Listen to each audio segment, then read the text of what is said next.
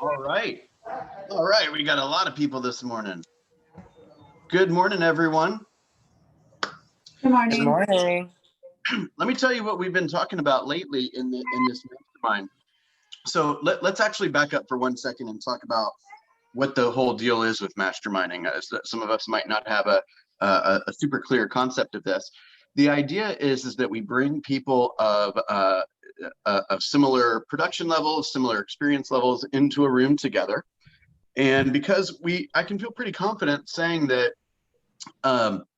if there's something that, let's say, Liz, you're noticing out in the marketplace from a social media perspective, or kind of the way that buyers and sellers are participating in the marketplace, or kind of what some of their concerns might be, or if you're starting to see showings increase or showings decrease, or maybe not something that's going to be so perfectly obvious in like the Chartmasters reports or something, or in the newspaper, but we're seeing it on a micro level. This is a great forum to talk about that kind of stuff. So as you know, we have as of today, we have 49 people in the productivity coaching program. And I would say that probably about 3/4 of those people are relatively new and either launching or relaunching their business. Okay, and we have a launch mastermind once a week. It's typically 2 o'clock on, I'm sorry, 1 o'clock on Fridays, and everyone has an opportunity to come in and talk about whatever's on their mind. The theme lately has been contracts. So it's not just putting a contract together. So Liz, obviously, you know how to do that, for example. Ty, you know how to do that, for example. There's a lot of talk about the nuances of it, right? So this is why we might do it this way, or this is a strategy that I've used successfully that way, that kind of thing. So we're covering the basics, and then we're plussing it. We also put this group together, and to be perfectly honest, it has not. We've had, I don't know if we're at the wrong time or the wrong day or whatever, but it just hasn't got the participation that I was hoping it would get. In a perfect world, I want this to be the meeting that you would never think of missing, right? And I know I'm like, that might be high standards, but help me create the curriculum for that exact thought, okay? What are you hoping to learn such that there is no way you would set an appointment over this, or that you would forget it or whatever, right? So lately we've been talking about language patterns, okay? So it's not just what words you use. I'm familiar with a study that says that 55% of communication is through body language. 38% of communication is through tonality. That only leaves 7% of communication through the words that we use.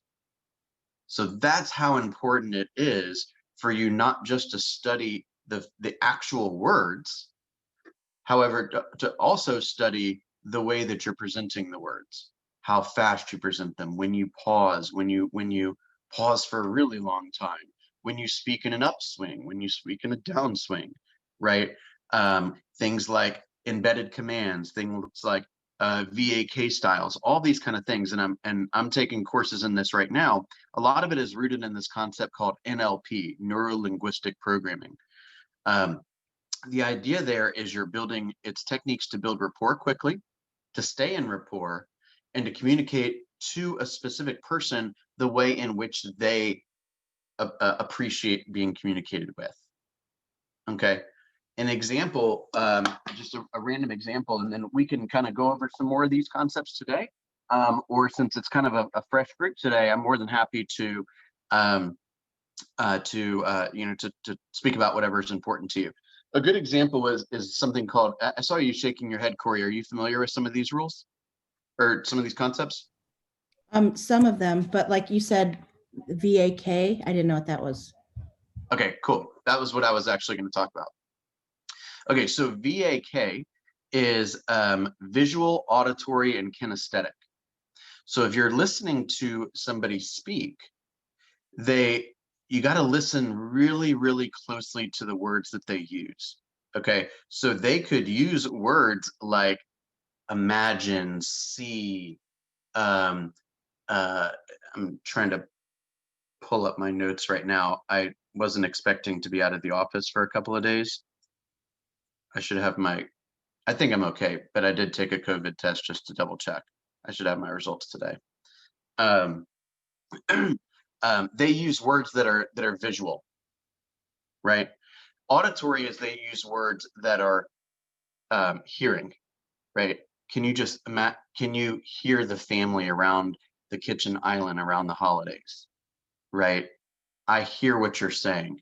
Somebody might say, I see what you're saying, and to acknowledge agreement.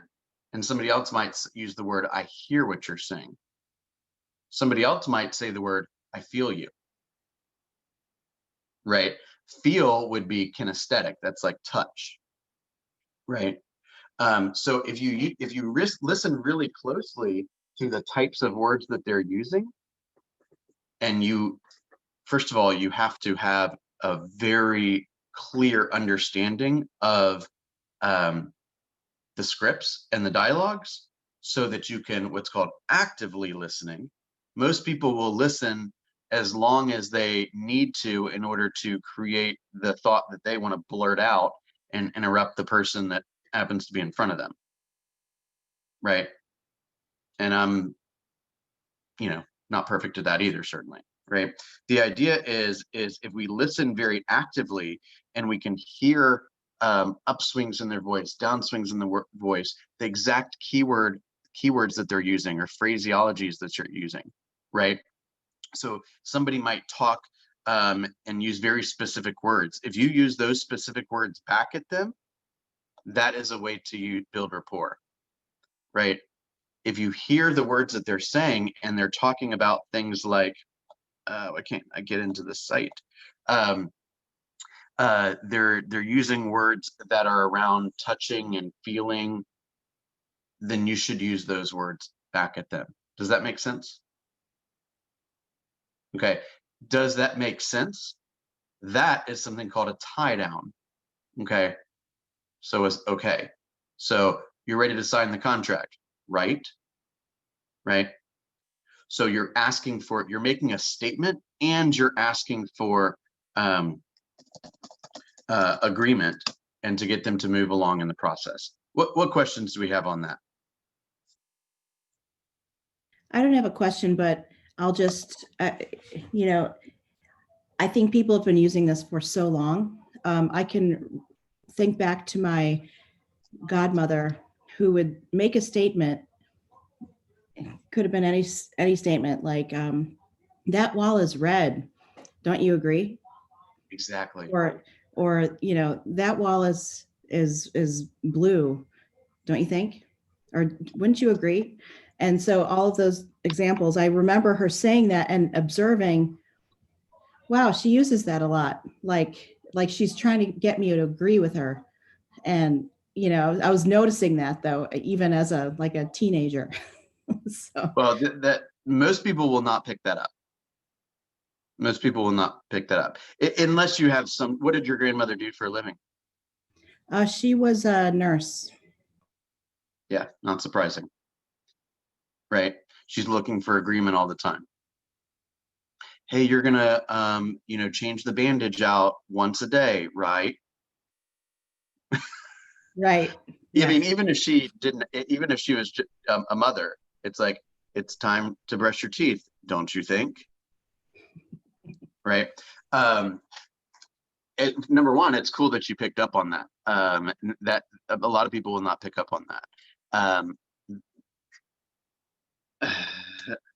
Hey, Daddy's on a Zoom, so you do want to go get ready for school, don't you? Okay, great. That worked really well. Okay, seriously, please. Hi. Okay, look, I have a lot of people in here, and it's time for me to be at work. I didn't see that coming.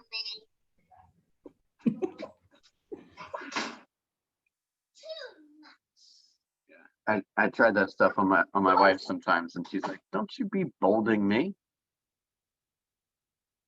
Yeah. That's funny. All right. Who else? Does anyone else have any thoughts or comments on that? Hey, no, this is Hey, Ty.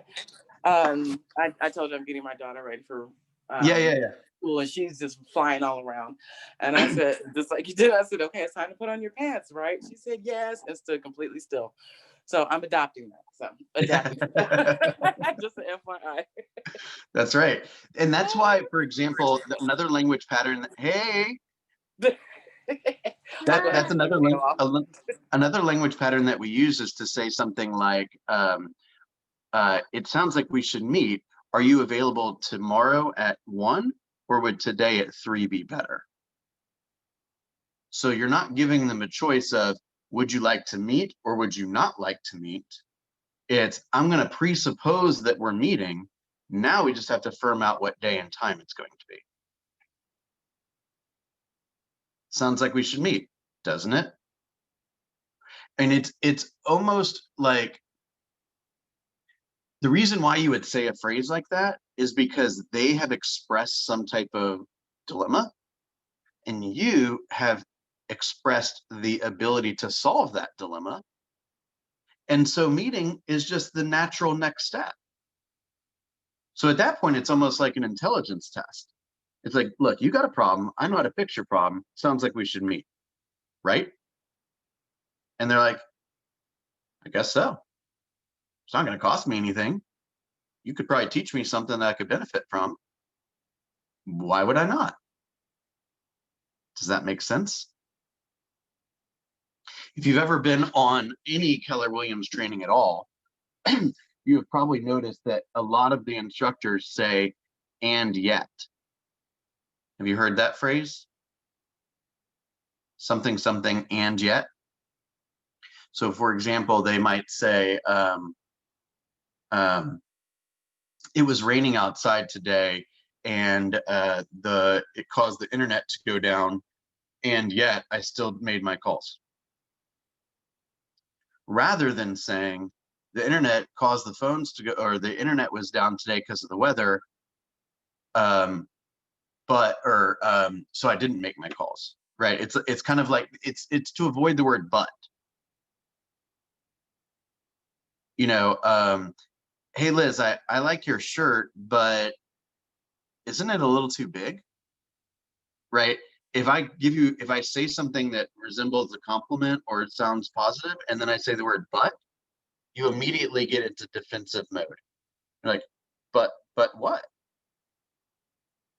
Right? The alternative is to say, and yet, rather than but. But is negative. It puts negative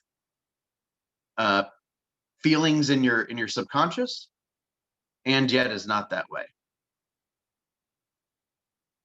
Okay, so I wanted just to touch on some language stuff. I mean, I have you know, plenty of additional examples, and I'm taking a class called Language of Sales now for the second time, and so this is some concepts that I'm spending a lot of time on right now. So I'm excited to continue to get off this meeting. Sign. Okay. These are a lot of concepts that I'm pretty familiar with and that I continue to teach to you guys. By the way, all these scripts are, oops, let me turn on my video. All these scripts are really designed to appeal to people with different personalities. So for example, when you read a script and you say to yourself, oh, that doesn't sound like me. The part of that script that doesn't sound like you doesn't naturally connect with your personality. And that's why it doesn't feel so like you.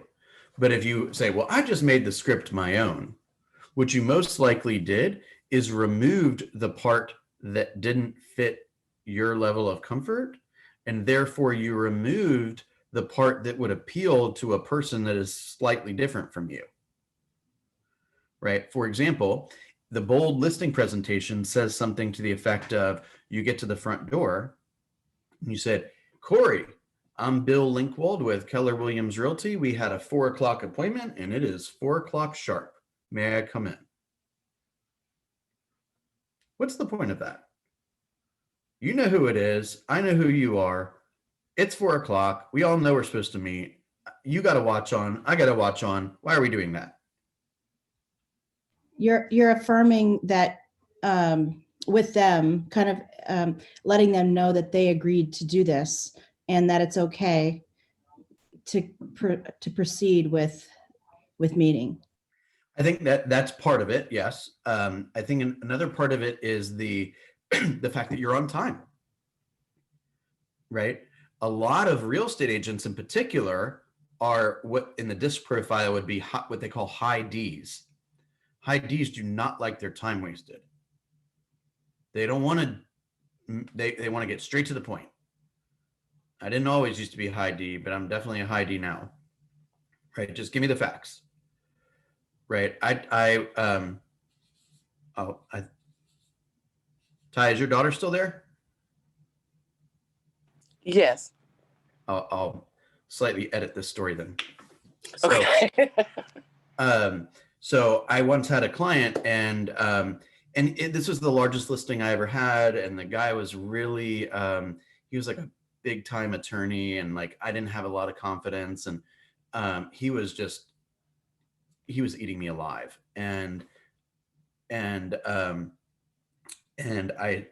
he would ask me these questions, and my tendency was to speak in a very educational way, right? Yet this guy didn't really need that. And I hadn't figured out really how to change my presentation to speak to somebody that had a lot more skill and a lot more experience than I did. And I remember he asked me a question one time, and I gave him a really long-winded answer, and he cut me off and he said, "Bill, when I ask you what time it is, just tell me what time it is. Don't tell me how to build a watch. Okay?" You see what I'm saying? So you have to you have to be aware of the person that you're in front of, and you better speak to them in the way they want to be spoken to, right? Most other real estate, I mean, most the typical profile for, if you guys are familiar with the disc profile, the typical profile for a real estate agent is a DI, straight to the point, and really kind of colorful and animated and creative, and unorganized and bright colors, and just kind of ADD a little bit. Okay, not particularly systematic, not particularly full of routine. You see what I'm saying? They're just kind of straight to the point, and they want to be the life of the party. Now, opposites attract. Like, that describes my wife pretty much. We'll go to a party, and 20 minutes into the party, I'll be like, "You ready to go?" And she's like, "No, we just got here." Right? So you got to know who you're talking about. And meanwhile, opposites attract. So there's a good chance that when you're sitting down in front of a husband and wife, there's a good chance that one party feels one way and one party feels the other. So you got to figure out who is really in charge here. And when you're speaking the way that one party needs to speak or needs to hear the information, you can look at them. But you even if you identify, let's say that the wife is truly the one in charge, or the husband's truly the way in charge, or the other wife is truly the way in charge, you've got to say to yourself, I cannot just focus on this person, because the other party is very sensitive to that, most likely. And especially women feel this way. I mean, I can't tell you how many times my wife and I have gone to some kind of function or met somebody new, and the person asked me a bunch of questions about my life and my work and my opinion on all this stuff. And we'll leave the party. My wife's like, "They didn't ask me a single thing about me. Was I even there?" Right? So if the wife has any influence over whether we're going to do business with them or hang out with them in the future, which she does, right? That's not a vote in their favor. You see what I'm saying? So this business is all psychology. Like, literally, you could learn a buyer presentation in 20 minutes. The rest of it is psychology, right? Is how do you build rapport, keep rapport, and build those relationships.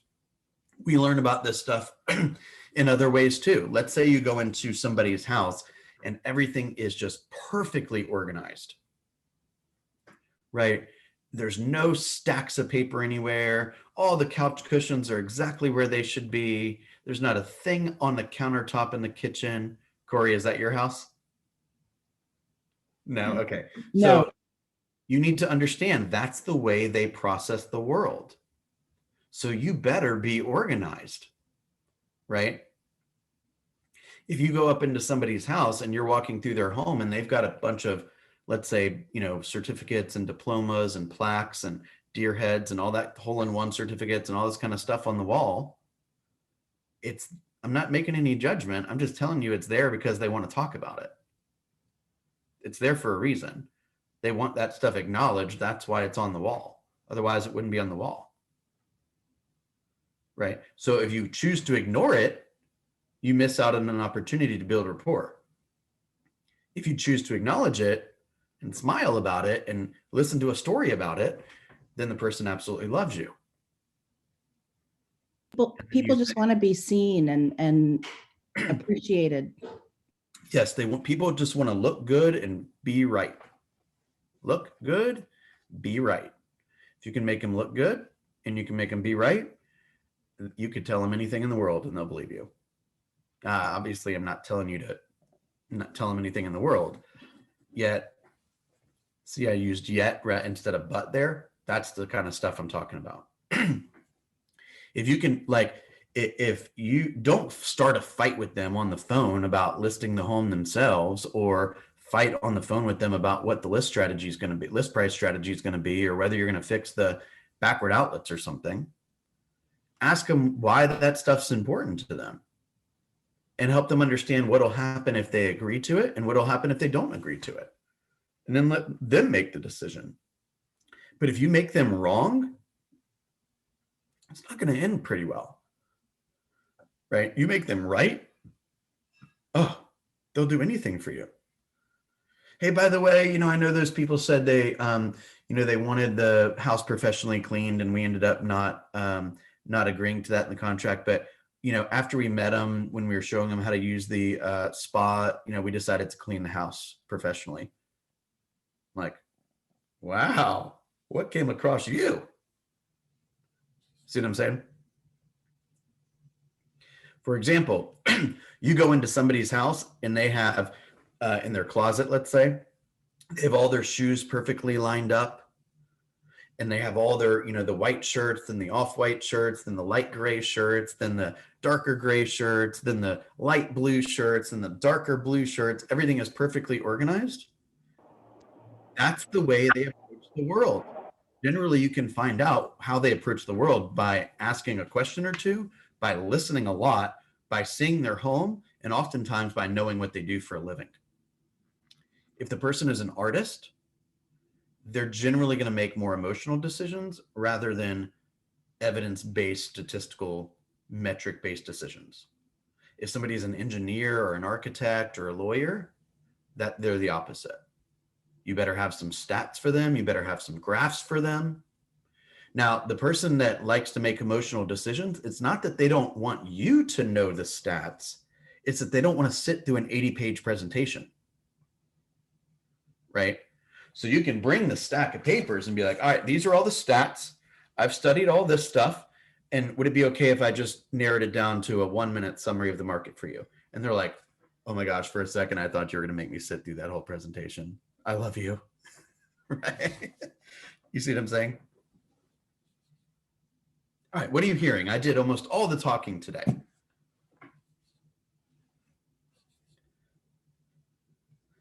Liz, I saw that very deep sigh. It was a lot, but I got out of it that you need to meet them where they are. Right.